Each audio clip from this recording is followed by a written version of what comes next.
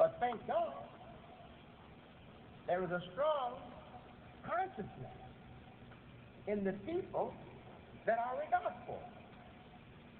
And while the world has fallen, and is still falling, it is also rising. It is also rising. We see the strong rising while the weak are going down. And the future belongs to the human beings who are true to the best of their human nature. The future belongs to the righteous. That's what we've been told by God, Scriptures, and that's what I see as a reality, as a proven reality. There are many things that I would like to say to you, but I'm going to move on with this. God says of the Muslim community, He says, you are, and He speaks it to us in the plural, speaking to each and every one of us at that time and at all times to come. God says of us that you are the best community brought out for the good of all people. Brought out for the good of all people.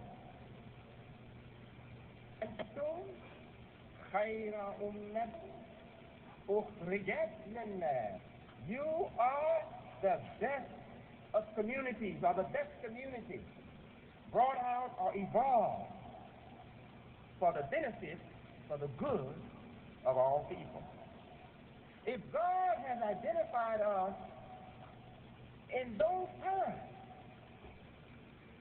then shouldn't that influence us, stimulate us, motivate us to have not just an interest in Muslims and where we're going, but also an interest in mankind and where mankind is going, or where the people, all of them, are going? So when I speak this way, sometimes I get frowns or expressions of disapproval.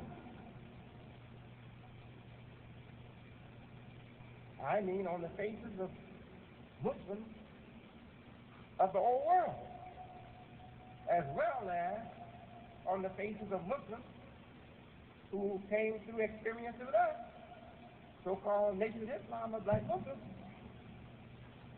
I get these expressions on their face. How come? Because most Muslims are really ignorant of their own religion. This our scholars are beginning to address. Some of them have known this for a long time, but now our scholars, more and more, Islamic scholars, are beginning to address the ignorance in Muslims regarding their own religion. We have let Satan influence how we see our own religion.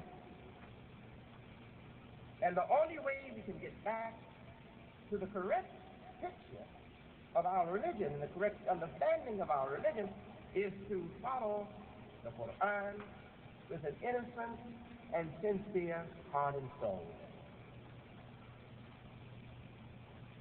But I repeat, because I believe this with all my heart and soul, you are the best community evolved for the good of all people.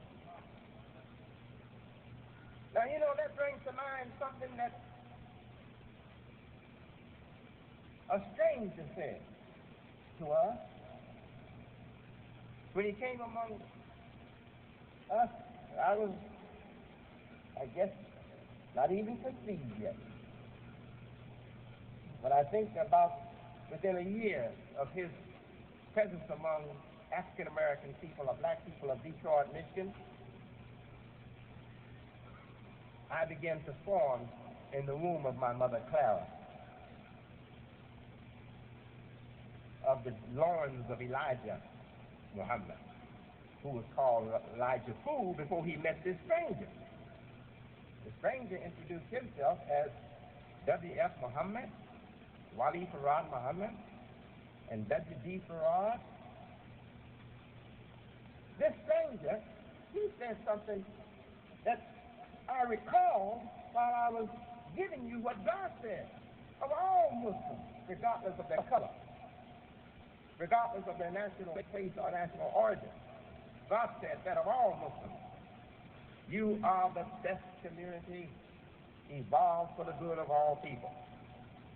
Farag said, I can stand on top of the world and tell anyone that the most beautiful nation is in the wilderness of North America. Sometimes I wonder now, was he talking about the future beauty of the United States itself, or about us, the people he was addressing? He was a stranger, you know. But I think he was saying, or speaking in the same spirit and in the same language that we have here from God. I think he was saying this: you are not yet, but you will be. And what is happening to you, upon that, I can predict that you will be the most beautiful people in the wilderness of North America. You see? Or the most beautiful nation will be you in the wilderness of North America. I think he was really speaking to the future. He was speaking with language that indicated the present, but really he had a view on the future. Maybe not now, but you are. You know, when I, or anyone, one of us that were born, when we began to form in our mother, while we are forming, you know, you look at it, oh, that's no human being. That's nothing but a little germ there. But couldn't someone say with truth, no, that's Wallace. No, Wallace is not yet complete. They could say that's Wallace. Well, I think that's what he was doing. He was looking at what had been germinated. And he was seeing the end, the future of that germination. And he said something that was not true exactly at the time for the eye that would view the viewer, but for the people who would come later, it is true, because they would see the materialization of what he viewed in its infancy, or in its germ state, or in its fetal state. They would see it in its complete form in time. So he said, I can stand on top of the world and tell anyone the most beautiful nation is in the wilderness of North America. Now we just had a diplomat from Saudi Arabia, and he used other words, but I think he gave us that same feeling of meaning, message and understanding. Khalil al-Khalil, our honorable brother and a diplomat for the Saudi Kingdom of Saudi Arabia, he said to us at the banquet, words of praise, and he pointed to us as a very special group of Muslims, and I believe I can sum up what he said with the words of Quran. You are the most beautiful nation. I can stand on top of the world and tell anyone that the most beautiful nation is in the wilderness of North America. He referred us to the other nations, even his own, the Kingdom of Saudi Arabia. And he didn't say anything derogatory or anything really negative or critical in a bad and ugly way of his own country. And he should not do that, especially when he's out of his country.